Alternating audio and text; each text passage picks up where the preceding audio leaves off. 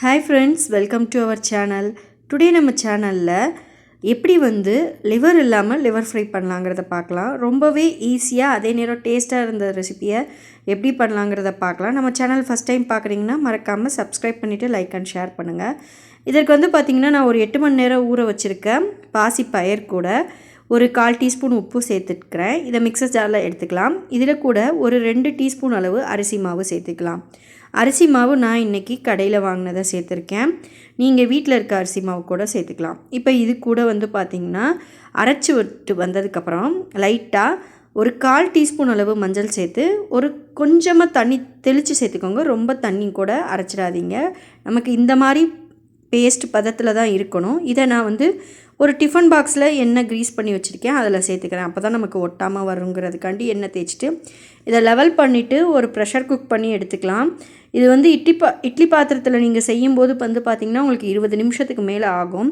இதே நீங்கள் pressure cook பண்ணி எடுக்கும்போது ஒரு 10 விசில் வச்சு எடுத்துக்கோங்க. நல்லா வெந்து வந்துடும். ரொம்ப ஹார்டாக வேக வச்சு எடுத்துடாதீங்க. ஒரு 10 விசில் வச்சா போதுமானதாக இருக்கும்.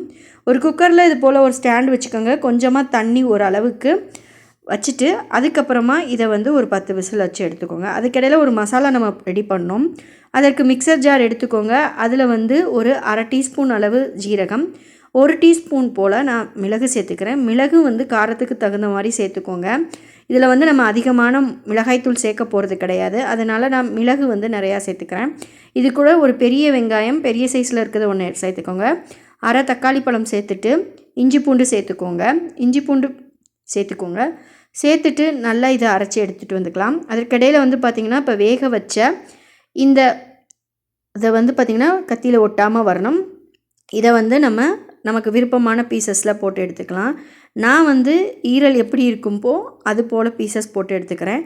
உங்களுக்கு நான் டிஸ்பிளேயில் காமிக்கிற மாதிரி நீங்கள் ஓரளவு மீடியம் சைஸ்லேயே போட்டுக்கோங்க. ரொம்ப பெரிய சைஸ் போடும்போது உங்களுக்கு மசாலா உள்ளே சார்ந்து வர்றதுக்கும் டைம் ஆகும். அதே மாதிரி எண்ணெயில் நம்ம இதை பொரித்து எடுத்துக்கணும். எண்ணெயில் பொரித்து எடுக்காமல் இருந்தீங்கன்னா உங்களுக்கு அந்த பச்சை ஸ்மெல் இருந்துகிட்டே இருக்கும். அதே நேரம் நீங்கள் மஞ்சத்தூள் கண்டிப்பாக சேர்த்துக்கோங்க. அப்போ தான் பச்சை பயிரோட அந்த பச்சை வாசனை உங்களுக்கு மசாலாவில் போட்டு நீங்கள் எடுக்கும்போதும் வராமல் இருக்கும். இந்த மாதிரி பீசஸ்களாக கட் பண்ணி எடுத்துக்கலாம். ஒரு பாத்திரம் வச்சுக்கலாம். அதில் எண்ணெய் பொரிக்கிற அளவு வச்சுட்டு அதில் இந்த க்யூப்ஸ்களை நம்ம போட்டு பொரித்து எடுத்துக்கலாம். இது நல்லா ஃப்ரை ஆகி வரணும். அப்போ தான் அதோட அந்த பச்சை ஸ்மெல் இல்லாமல் உங்களுக்கு இருக்கும். இது பார்த்திங்கன்னா ரொம்பவே சூப்பராக வந்திருந்தது இந்த ரெசிபி. இது நான் ஃபஸ்ட் டைம் ட்ரை பண்ணி பார்க்குறேன். நல்லா வந்திருந்தது. நீங்களும் உங்கள் வீட்டில் ட்ரை பண்ணி பார்த்துட்டு எப்படி வந்ததுன்னு மறக்காமல் எனக்கு ஃபீட்பேக் சொல்லுங்கள். நம்ம சேனலை இப்போ தான் ஃபஸ்ட் டைம் பார்க்குறீங்கன்னா மறக்காமல் நம்ம சேனலை சப்ஸ்கிரைப் பண்ணிவிட்டு லைக் அண்ட் ஷேர் பண்ணுங்கள். இப்போ இது ஓரளவு நல்லா ஃப்ரை ஆகி வந்ததுக்கப்புறமா நம்ம இந்த ஸ்டேஜில் நம்ம வேறு பாத்திரத்துக்கு மாற்றிக்கலாம். மீதம் இருக்க க்யூப்ஸ்களையும் நம்ம பொரித்து எடுத்துக்கலாம். இதே ஆயிலை தான் நம்ம அடுத்து யூஸ் பண்ண போகிறோம். அதில் நமக்கு தேவையான ஆயில் எடுத்துக்கலாம். நான் 1.5 டேபிள் ஸ்பூன் போல் எடுத்திருக்கேன். அதில் ஒரு பிரியாணி இலை, 2 கிராம்பு, ஒரு பச்சை மிளகாய், ஒரு வரமிளகாய், ஒரு சிறிய துண்டு பட்டை இதெல்லாம் சேர்த்துக்கிட்டு சோம்பு ஒரு 1/4 டீஸ்பூன் போல் போட்டுக்கலாம். போட்டுட்டு நல்லா ஒரு தடவை வதக்கி விட்டுக்கலாம். வதக்கி விட்டுட்டு இதில் நம்ம அரைச்சி வச்சுருக்க பேஸ்ட்டை சேர்த்துக்கலாம். அரைச்சி வச்சுருக்க பேஸ்ட்டு பார்த்திங்கன்னா ரொம்ப ஃபைன் பேஸ்ட்டாக அரைச்சிடாதீங்க. அதுக்குன்னு ரொம்ப குறப்பாகவும் வேணாம். இதுக்கு ரெண்டுக்கும் இடைப்பட்ட ஸ்டேஜில் நீங்கள் அரைச்சி இந்த மாதிரி பதத்தில் அரைச்சி எடுத்துக்கோங்க. இதை சேர்த்துட்டு நல்லா எண்ணெய் பிரிஞ்சு வந்ததுக்கப்புறமா நம்ம பொரிச்சு வச்சுருக்கோம் இல்லையா, அந்த க்யூப்ஸ்களை இதில் சேர்த்துக்கோங்க. ஏன் நம்ம இப்போவே சேர்க்குறோன்னா அப்போ தான் அதுக்குள்ளே மசாலா சார்ந்து வரும். இப்போ இந்த மசாலாவுக்கு தேவையான உப்பு சேர்த்துட்டு நல்லா மிக்ஸ் பண்ணி விட்டுக்கோங்க. நான் எனக்கு தேவையான அளவு உப்பு சேர்த்துருக்கேன். நீங்கள் உங்களுக்கு தேவையான அளவு உப்பு சேர்த்துக்கோங்க. இப்போ நம்ம பொரிச்சு வச்சுருக்க அந்த க்யூப்ஸ்களை இதோட ஆட் பண்ணிவிட்டு நல்லா கலந்து விட்டுக்கலாம். இது கூட பார்த்திங்கன்னா நம்ம 1/4 டீஸ்பூன் அளவு கரம் மசாலா பவுடர், 1/4 டீஸ்பூன் அளவு மிளகாய்த்தூள் சேர்க்குறோம். ஏன்னா மிளகு நம்ம அதிகமாக சேர்த்துருக்கிறதுனால உங்களுக்கு காரத்துக்கு தகுந்த மாதிரி நீங்கள் மிளகு மற்றும் மிளகாய்த்தூள் சேர்த்துக்கோங்க. கரம் மசாலா ஃப்ளேவர் வேணான்னு நினச்சிங்கன்னா நீங்கள் கரம் மசாலா தூளை அவாய்ட் பண்ணிக்கோங்க. இப்போ நம்ம சொல்லியிருக்க மிளகாய்த்தூள் அளவுகளையும் கரம் மசாலாவையும் சேர்த்துட்டு நல்லா கலந்து விட்டுக்கலாம். இது கூட கொஞ்சமாக தண்ணி சேர்த்துக்கோங்க. நீங்கள் தண்ணி சேர்க்கும்போது தான் அந்த மசாலாஸ் உள்ளே அந்த க்யூப்ஸ்களுக்குள்ளே சார்ந்து வர்ற மாதிரி இருக்கும். இப்போ நல்லா மிளகாய்த்தூள் கரம் மசாலா சேர்ந்ததுக்கப்புறமா நல்லா ஒரு தடவை கலந்து விட்டுக்கோங்க.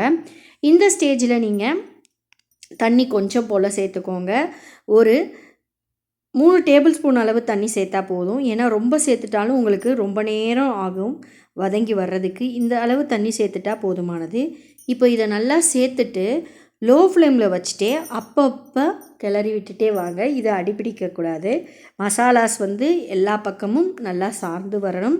அதே நேரம் அடிப்பிடிக்காமையும் பார்த்துக்கணும். ஒரு மூடி போட்டு இது மாதிரி மூடி வச்சுக்க. இந்த மாதிரி ட்ரை ஆகி வர ஸ்டேஜில் 1 டேபிள் ஸ்பூன் அளவு நல்லெண்ணெய் சேர்த்துக்கோங்க. நான் நல்லெண்ணெய் இன்றைக்கி சேர்த்துருக்கேன். இதை சேர்த்துட்டு இதுக்கப்புறமா வந்து பார்த்திங்கன்னா இது வந்து நல்லா இன்னும் போல் ட்ரையாக வரணும்.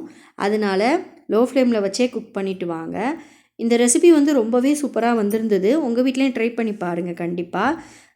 பாசிப்பயிறு சாப்பிடாத குழந்தைங்களுக்கு இதை ரொம்பவே பிடிக்கும். இது மாதிரி செஞ்சு கொடுங்க. ரொம்பவே சத்து நிறைந்த இந்த ரெசிபியை உங்கள் வீட்டில் ட்ரை பண்ணி பார்த்துட்டு எப்படி வந்ததுன்னு மறக்காமல் ஃபீட்பேக் சொல்லுங்கள். இது கூட கொத்தமல்லி தழை கொஞ்சம் சேர்த்துட்டு நல்லா கலந்து விட்டுக்கலாம். நல்லா இப்போ பாருங்கள் ட்ரை ஆகிடுச்சு. ரொம்பவே சூப்பராக வந்திருந்தது. உங்கள் வீட்லேயும் ட்ரை பண்ணி பாருங்கள். தேங்க்ஸ் ஃபார் வாட்சிங்.